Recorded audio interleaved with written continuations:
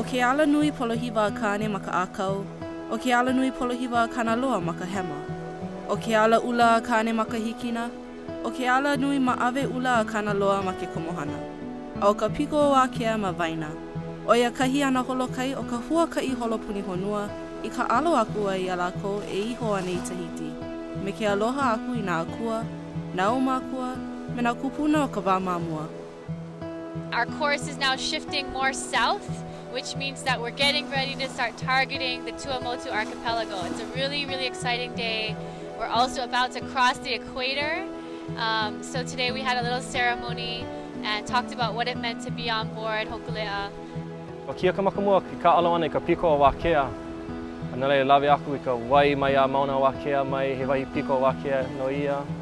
Ho'okupu I ana wai ma ka piko o Wākea ma ka moana. Mao ana no ka ho'omana ana paha iaia, ka ho'omaupopo ana iaia I kona mauhana. A pela aku he wahi ano mahalo ke kahi ke ia Wākea. Ho'okupupu ia ke kahi mau pōhaku I lawe ia mai ka pai aina o Hawaii. O ki ia kahi ho'omana o pōkole no nā hana holokai o ka wā mamua, a ho'omaupopo no nā kuleana ku'una o ki iau. O wau no ku'ule bezela no OEVTV, home o ka huakai holopuni honua. E holopu me mako ma hokulea kiko se omu. Aloha.